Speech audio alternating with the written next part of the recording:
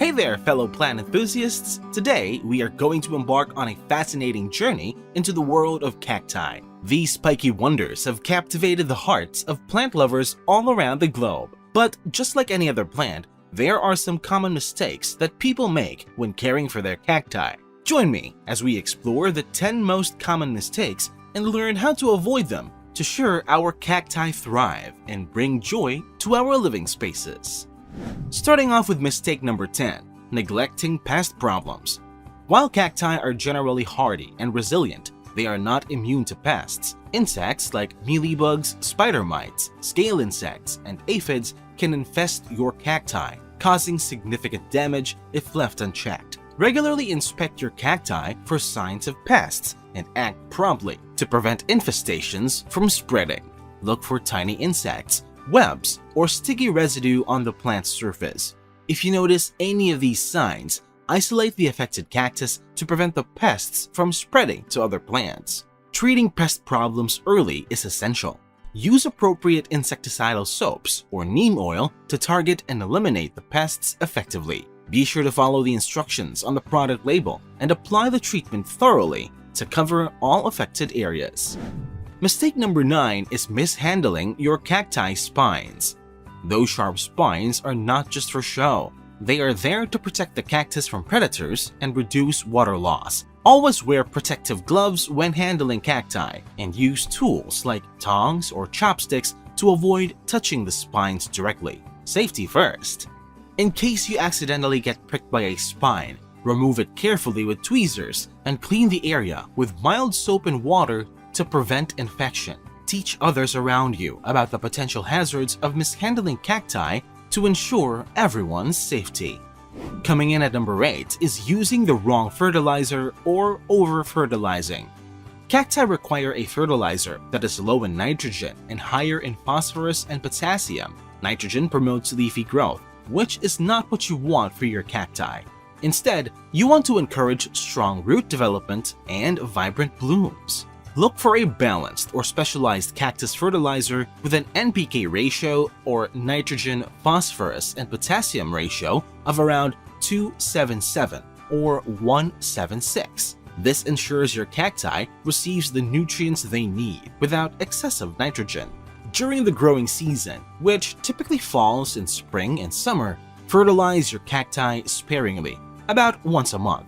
Dilute the fertilizer to half or a quarter of the recommended strength to avoid overfeeding. During the dormant period in fall and winter, refrain from fertilizing altogether. Remember, cacti are adapted to thrive in nutrient-poor soils, so providing them with too much fertilizer can cause them to become overly lush and lose their natural resilience.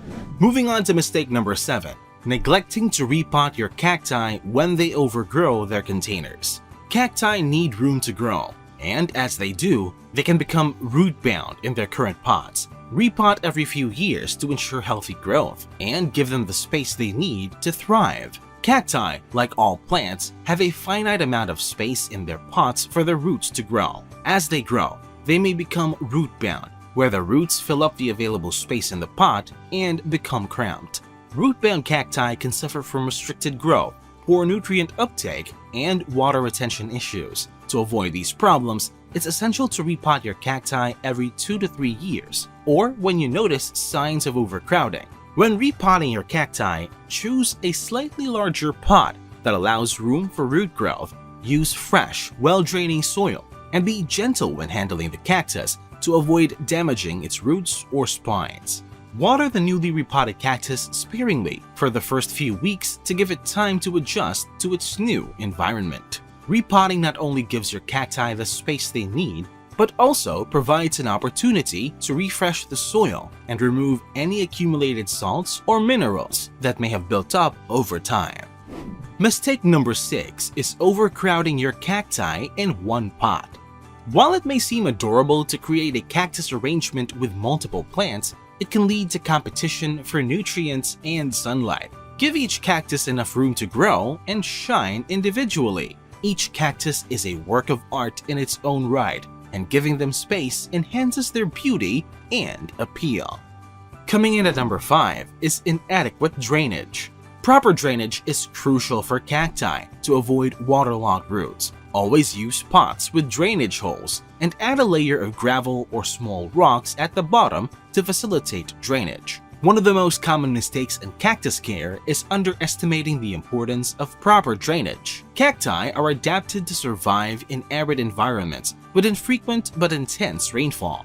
As a result, they are susceptible to root rot and other issues when exposed to excess moisture. To provide your cacti with the proper drainage they need, always use pots with drainage holes. The holes allow excess water to escape, preventing water from pooling around the roots and causing rot. If your cactus is in a decorative pot without drainage holes, consider using a nursery pot with drainage and placing it inside the decorative pot. This allows you to water the cactus thoroughly and then remove the excess water to prevent root rot.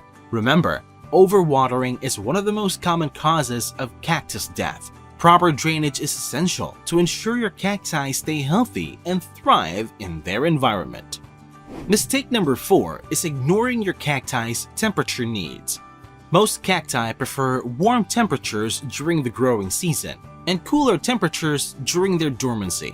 Understand your cactus species' specific temperature requirements and adjust accordingly. Cacti are native to a wide range of habitats, from hot deserts to high-altitude mountains. As a result, they have adapted to various temperature ranges. Ignoring your cacti's temperature needs can impact their growth and overall health.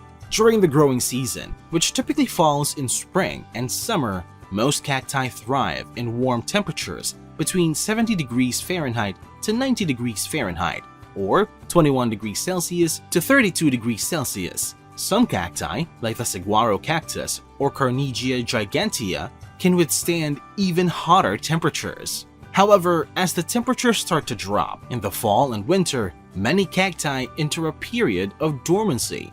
During this time, they require cooler temperatures, ranging from 50 degrees Fahrenheit to 60 degrees Fahrenheit, or 10 degrees Celsius to 15 degrees Celsius. This dormant period allows the cactus to conserve energy and prepare for the next growing season. To provide the right temperature conditions for your cacti, keep them in a location that mimics their natural environment. In colder climates, consider bringing your outdoor cacti indoors during the winter months or providing them additional protection against frost. Avoid placing your cacti near heating vents or radiators, as the dry air and sudden temperature changes can stress the plants. Instead, place them in a well-ventilated area with consistent temperatures. At number 3, we have a common mistake: lack of sunlight. Cacti love sunlight, and depriving them of it can lead to a weak and etiolated growth. Make sure your cacti get around 6 hours of direct sunlight each day to keep them happy and healthy. Sunlight is essential for cacti to carry out photosynthesis and produce food for growth and survival. Depriving your cacti of adequate sunlight can lead to weak and elongated growth, commonly known as etiolation. Etiolated cacti have elongated stems and pale, thin growth due to a lack of sunlight. They may also lean towards the light source in an attempt to receive more sunlight. To ensure your cacti receive enough sunlight, place them in a location with bright, indirect light. South or west-facing windows are typically the best spots, as they receive the most sunlight throughout the day. If you have your cacti indoors, choose a sunny spot with partial to full sunlight. Be mindful of intense afternoon sun, as it can scorch the cacti-sensitive tissues. Gradually introduce your cacti to direct sunlight if they have been indoors or in lower light conditions to prevent sunburn. Keep in mind that not all cacti species have the same light requirements. Some cacti, like the Christmas cactus, prefer indirect light and can thrive in shadier conditions. Research your cactus species to understand their specific light needs.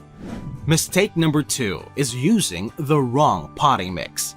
Regular potting soil, which retains moisture, can be detrimental to cacti, as it can lead to overwatering. When potting your cacti, opt for a well-draining cactus or a soil mix. You can find these specialized mixes at garden centers or make your own by combining regular potting soil with sand and perlite or pumice. The ideal cactus soil mix consists of around 50% regular potting soil, 25% sand, and 25% perlite or pumice. This combination allows water to move through the soil efficiently, providing the right balance of moisture for your cacti. Additionally, consider adding a layer of coarse gravel or small rocks at the bottom of the pot to enhance drainage further.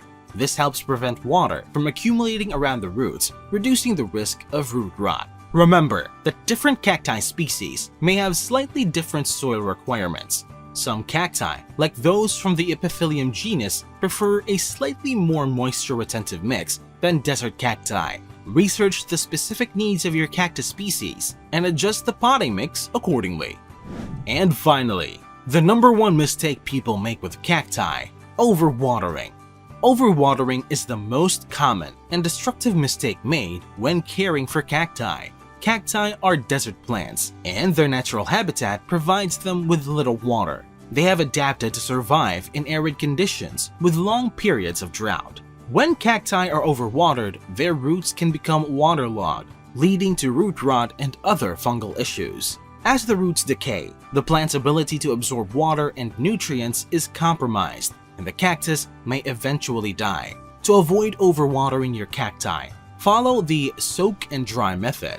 Water the cactus thoroughly until the excess water drains from the bottom of the pot. Then, allow the soil to dry out completely before watering again. The frequency of watering will depend on various factors, such as the cactus species, the temperature, and humidity levels.